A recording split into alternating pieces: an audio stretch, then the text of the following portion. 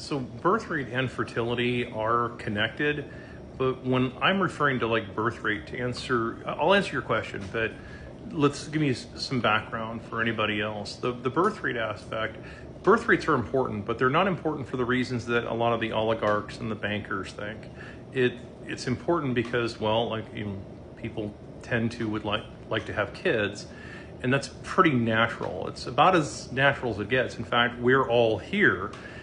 If you're watching this video on planet Earth, you're here because of that exact reason. So there's you're a link in the chain, right? The question is, are you the last link or are you going to continue? So the fertility question that you're asking about, which is like, the chemicals and what have you, that's only part of the problem. It's the environment overall in which people live. And I'm not talking about environment. I am talking about the economic reality that we all live in. When you have a very unfriendly environment to people who do all the work, right, which is pretty much your younger men who do all the work, when that environment is this unfriendly, you're going to have a very difficult time getting people to want to do the dirty, so to speak, and bring a bunch of kids in because they can't afford to pay for it. So, not to give you like a zoological lesson, but in the macropod world, or the kangaroos, right? A female kangaroo will have two joeys. The first one will be born and then go into the pouch and attach itself to a nipple and become a kangaroo.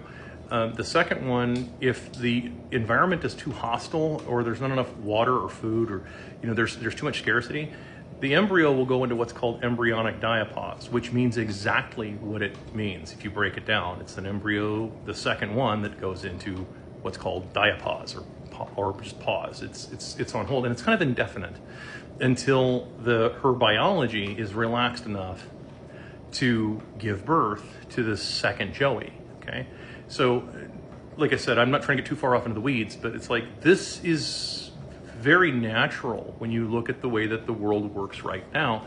Look at how many people aren't really having families because they look at the costs to do this. The costs are staggering, and they're getting worse. And it's because the currency's worthless. And it's the stuff that I talk about here all the time. When you have a currency that's printed to worthlessness to prop up a bunch of fake, failed enterprises, and these are all failed enterprises. Like, nobody likes any of these companies anymore. Nobody would shop at these companies. Nobody would patronize any of these companies any longer. These companies hate you. They hate their employees. They've made it very clear what their position is as far as them hating the country itself. So yeah, nobody would normally ever patronize these businesses, but there's a lack of options that exists. Okay, so a lack of options is not the same as a choice, right? Just so we're clear. So yeah, that's kind of how this is working out right now. So because people have a lack of options, they can't really do a whole lot. It's locking everything up. It's getting everything to the point where nobody really wants to have kids. Now, that's the first part of it. Now, the other part, in terms of like your fertility, like the actual like fertility, like there's this thing about like, well, why is it male sperm count is degrading? Is it BPA? Is it all the plastics? Is it this? Is it that? I think that there's probably something to that science, but I think it's actually more psychological than anything else. Now, I realize the comments are gonna be full of a bunch of crazy people that are gonna just kind of destroy me on this, but I'm gonna give you my case why I think a lot of it is psychological. And it has nothing to do with corn. It has nothing to do with that. It has nothing to do with any other external stuff. It has to do with, well, are men allowed to be men? Are men allowed to be men nowadays? Think before you answer. Before you start furiously typing a bunch of crazy shit with your thumbs, think before you answer. Because if men were allowed to be men, would any of the tyranny that exists right now exist? Probably not. But a bunch of people wanted a whole bunch of laws to restrict the amount of armaments, the types of armaments that normal men can have. Your average, your everyman. I'll go into that in another video. But when you're restricted to that, and you are made less equal than the others out there, all these beta male shitbags like police and military. You guys are all beta male shitbags. You are. Okay, I'm not apologizing for that. You are. The shoe fits, the boot fits, so fucking wear it. Okay, if you were alphas, you would say, I'm not taking one more goddamn order until we see who is on that Epstein list. Because otherwise, how do I know that I'm not taking orders for somebody that is compromised? You have no answer for it, don't even try. Because you know I'm right.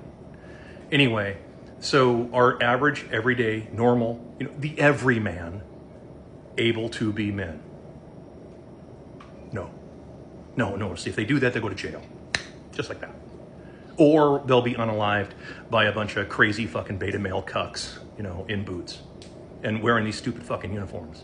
Because they should be taking the uniforms off and fucking burn it, like right now. You shouldn't be following one more order until you're not going to do it because your pension and, you want to, you don't know how to think for yourself.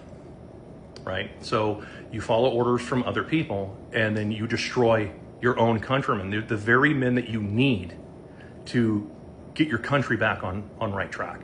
The very men that you actually need. We also have the Patriot, right? We don't need that sort. No, that's the exact sort you need.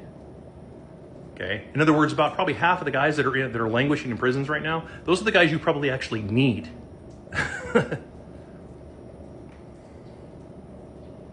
Stop me where you think I'm wrong. So no, I mean, that's what happens. When men are able to just be men, their fertility, their sperm count will come back up. That's my opinion. I think a lot of it is really psychosomatic. They're basically beaten into submission and they're like, okay, well, now we just kind of have to do this. Hope that makes sense.